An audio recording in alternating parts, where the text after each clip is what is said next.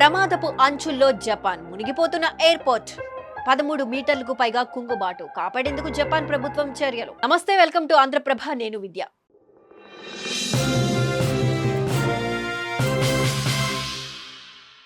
Japan ఈ మధ్యకాలంలో ఎక్కడ చూసినా ఈ దేశానికి సంబంధించిన చర్చే. బాబా వంగా చెప్పిన జోస్యం నేపథ్యంలో అందరి చూపు ఈ దేశంపైనే ఉంది. దీనికి బలాన్ని చేకూర్చేలా అక్కడి ప్రకృతి వైపరీత్యాలు చోటు చేసుకుంటున్నాయి. ఇప్పటికే వరుస భూకంపాలతో అట్టుడికిపోతున్న జపాన్పై సముద్రుడు కూడా కన్నెర్ర చేశాడు. దీంతో అక్కడి కాన్సాయ్ ఇంటర్నేషనల్ ఎయిర్పోర్ట్ మునిగిపోతోంది. జపాన్ దేశంలోని ఒసాకా బే ప్రాంతంలోని 2 కృత్రిమ దీవులపై కాన్సాయ్ అంతర్జాతీయ విమానాశ్రయం ఉంది. అద్భుత రూపకల్పనతో నిర్మించిన వినూత్నమైన ఈ ఎయిర్పోర్ట్ ఎన్నో ప్రతిష్టాత్మక అవార్డులను కూడా గెలుచుకుంది. ప్రస్తుతం ఈ విమానాశ్రయం ప్రమాదపు అంచుల్లో ఉంది. క్రమక్రమంగా సముద్రంలోకి జారిపోతోంది. ఒసాకా అంతర్జాతీయ విమానాశ్రయంలో రద్దీని తగ్గించేందుకు 1994 సంవత్సరంలో ఈ విమానాశ్రయం సేవలు అందుబాటులోకి తెచ్చింది జపాన్ ప్రభుత్వం. 2024 నాటికి 25 దేశాల్లోని 91 నగరాలకు సంబంధించి 30.6 మిలియన్ల ప్రయాణికులకు సేవలను అందించింది. దీంతో జపాన్లోనే 3వ అత్యంత రద్దీ గల ఎయిర్పోర్టుగా రికార్డును సాధించింది. కాన్సాయ్ ఎయిర్పోర్టును 20 మీటర్ల మందంగా ఉన్న మట్టి పొరపై నిర్మించింది జపాన్.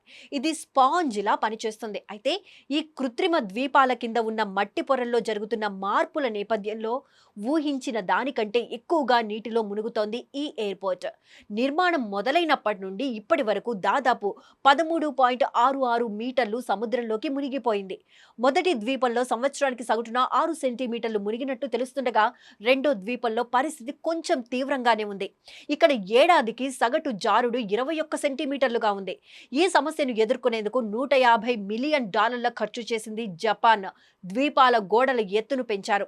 జాక్ ఆఫ్ సిస్టమ్, టెట్రాపోడ్లు, ఇసుక కాలువల వంటి పలు పద్ధతులు ఉపయోగించినప్పటికీ ఆశించిన ఫలితాలను రాలేదు. 2018 సెప్టెంబర్లో వచ్చిన టైఫూన్ జెడీ తుఫాన్తో విమానాశ్రయం నీటిలో చిక్కుకుపోయింది. ఇందులో డిజాస్టర్ కేంద్రం, విద్యుత్ సబ్స్టేషన్ వంటి నిర్మాణాలన్నీ వరదల్లో మునిగిపోయాయి. దీంతో ఈ ఎయిర్పోర్ట్ తాత్కాలికంగా మూసివేసింది జపాన్ ప్రభుత్వం. ఈ సమయంలోనే ఈ కుంగుబాటు సమస్య యావత్ ప్రపంచానికి తెలిసింది. మొత్తంగా సముద్ర మట్టం పెరుగుదలతో పాటు వాతావరణ మార్పుల నేపథ్యంలో కాన్సాయ్ విమానాశ్రయం భవిష్యత్తు ప్రశ్నార్థకంగా మారింది. నిపుణుల అంచనా ప్రకారం 2050 నాటికి సముద్ర మట్టం 30 నుంచి 60 సెంటీమీటర్ల మేర పెరిగే అవకాశం ఉంది. అయితే ఎయిర్పోర్ట్ సముద్రంలోకి జారే స్పీడ్ క్రమంగా తగ్గుతుందంటున్నారు విమానాశ్రయం నిర్వాహకులు. అలాగే పునాదులు కూడా నిత్యం పర్యవేక్షిస్తున్నామని చెప్పారు. జారుడు అంత ప్రమాదకర స్థాయిలో లేదంటున్నారు. ప్రెజెంట్ జారుడు ఏడాదికి 10 సెంటీమీటర్ల కంటే తక్కువగానే ఉందని, ఈ సమస్యను పరిష్కరించవచ్చునని స్పష్టం చేశారు. కానీ ఈ ఇంజనీరింగ్ అద్భుతాన్ని ప్రకృతి శక్తుల నుంచి కాపాడుకోవడం జపాన్కు పెద్ద సవాల్గా మారిందన్న టాక్ కూడా గట్టిగానే వినిపిస్తోంది.